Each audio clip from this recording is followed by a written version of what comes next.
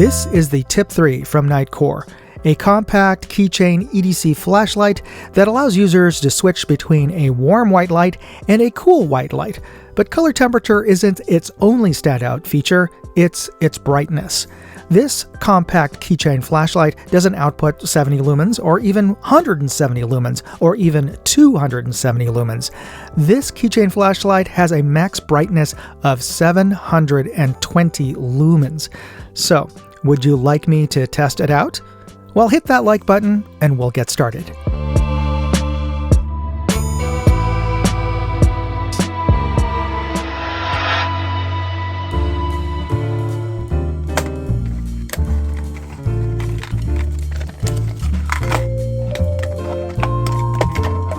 Let me start with a quick unboxing, and then let's just see the contents of the box.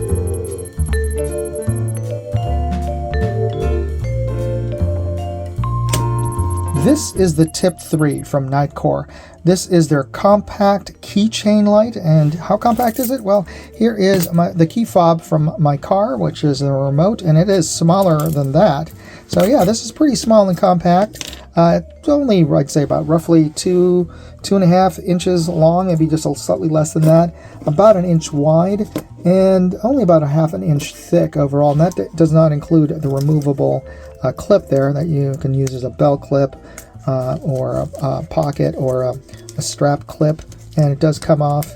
This is pretty lightweight polymer construction. You can configure it in either direction for your particular use. You can even clip this on to your hat brim and use it as an ersatz headlamp should you need to.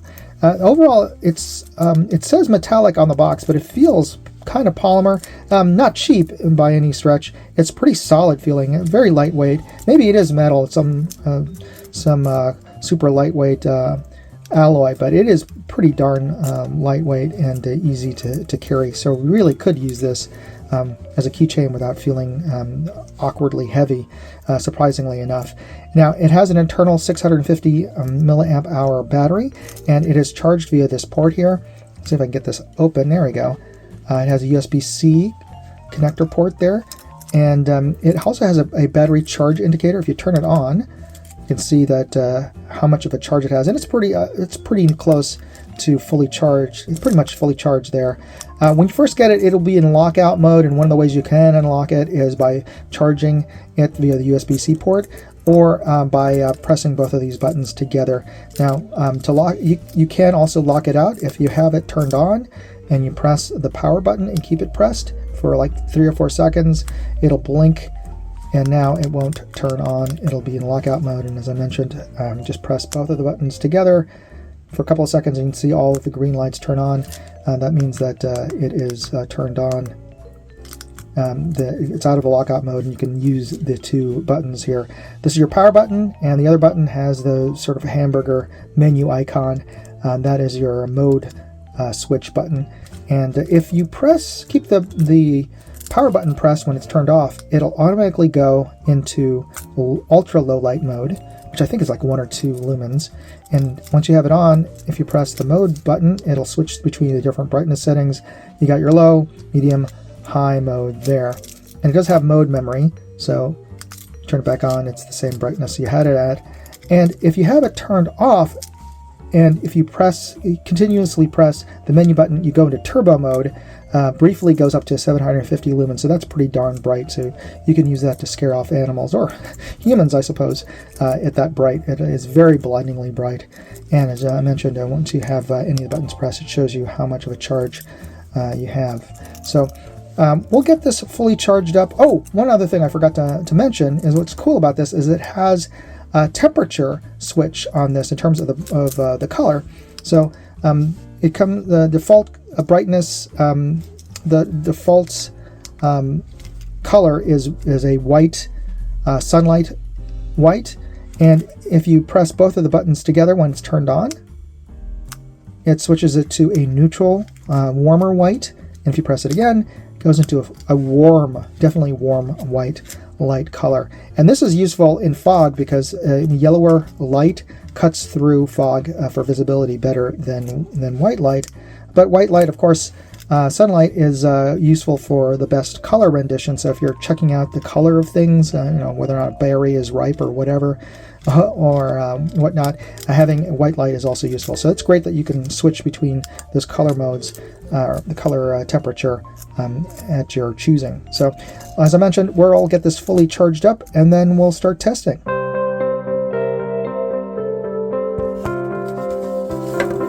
I fully recharged the battery before starting the test and let the unit run for about 10 seconds to warm up the battery chemistry.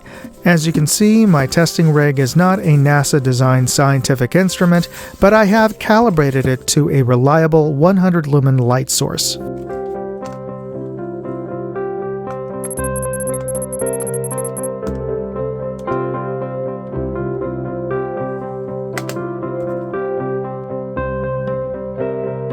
This is the TIP3.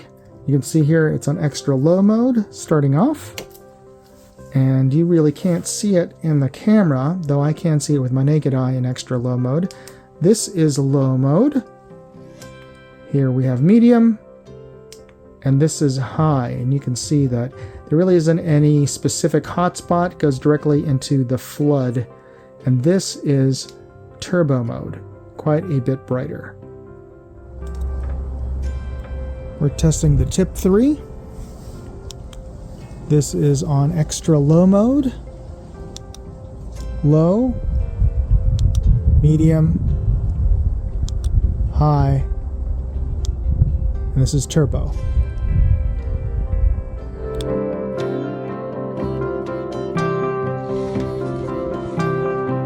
Industry standard drop tests are from 1 meter or 3 feet.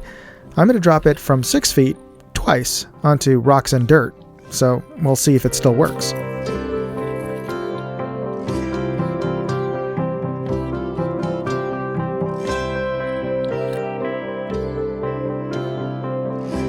I recharged the flashlight and we're going to see how long it will run from a full charge starting in high output mode. But don't worry, you're not going to have to sit here and watch paint dry. I've set the camera on time-lapse mode and we're going to speed things up. Let's play a little game here. How long do you think this tiny keychain flashlight will last? Post your best guess in the comments right now. And please don't cheat by fast-forwarding and then posting a comment. It's past an hour now, and bear in mind this is running on high mode, which is 220 lumens, not turbo. And the brightness noticeably dim there, and then again. Now this is pretty normal. Most good quality flashlights will step down the brightness to extend battery life and also to keep the battery from overheating. And it's still going, but in low or maybe extra low mode. You may not have noticed this, but we went past 100 minutes. We're actually fast approaching 200 minutes. And as the late afternoon goes into the early evening here, the ambient light will start to dim, and the camera will compensate for that. Now the footage is actually looking a little bit lighter, more washed out, and that's because the camera is compensating for the lack of ambient light by opening up the exposure. Now one of the side effects of that is that the flashlight will start to look like it's getting brighter. It's actually not. It's just that everything is getting darker and the flashlight looks brighter in comparison. And as we get closer to 300 minutes, it's nighttime now, and it gets so dark you won't be able to see the numbers on the stopwatch. But believe me, it actually stopped at 320 minutes or thereabouts, which is far longer than I thought it would run.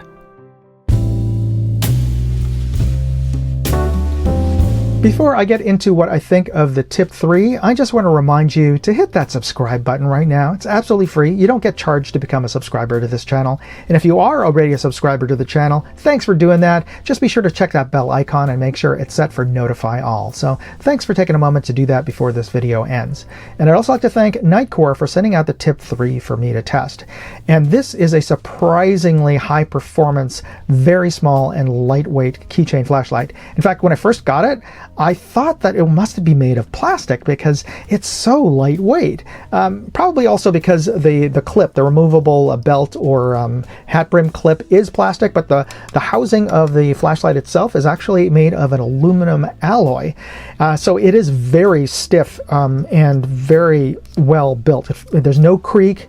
no flex at all when you're pressing up against this thing. So this is really a well-built flashlight, and output-wise, very impressive. Now, there are smaller flashlights out there, keychain flashlights, but even some of them that I've tested are actually heavier and less well-built than this particular flashlight, and none of them are as bright as this. Most of them top out like at 70, 170, or even 250 lumens. This is 720 when you have it on turbo mode. That is impressive. That's brighter than some full-sized EDC lights that I've tested. So yeah, very impressive performance. Plus it has the dual light temperature that you can switch out to a warmer white light from the regular sunlight or bluish white light mode, and that's useful for foggy conditions. It cuts through haze and moisture in the air better than white light or bluish white light, which reflects more. So that is very useful. Though I kind of wish this also had a red light mode. For those of you who don't know, red light is good for illuminating at night whilst not ruining your light sensitivity at night. So great for hikers or for astronomy or astrophotography or things like that. But that probably would require an additional LED on here. Again, that's sort of a wish list kind of thing.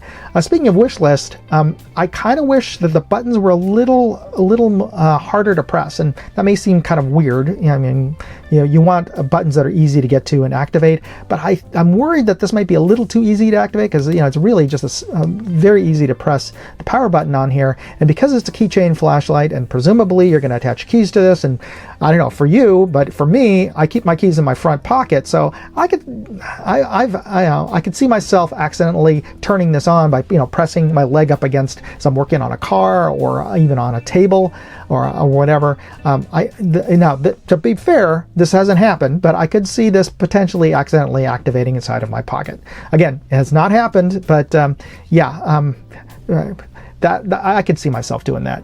I wish that maybe that they could have recessed the button a little bit, or maybe have designed a little gate or a bezel around the buttons just to make them a little more protected from accidentally getting pressed down on. But again, it's a wish list kind of thing. I think this is a great flashlight, and if you're interested in picking up one of these, I think it's got a street price around about $30 or $35. So yeah, you're paying a little bit of a premium, but it is a premium flashlight. Nightcore, it makes some of the best engineered and put together flashlights out there, and they have great customer service, so I think it's a fair price. So if you're interested in picking one of these up, you can find links in the video description. Of course, you could always check out my website for my full written reviews and all of my video reviews for a ton of products. So thanks for checking out those links, and thanks for taking the time to check out this video. God bless. Moondog out. What did you think of the video? Leave me a comment, and you can always chat with me on X, Facebook, or Instagram. You can find useful links in the video description, and check out my other videos, channels, and my website, moondogindustries.com.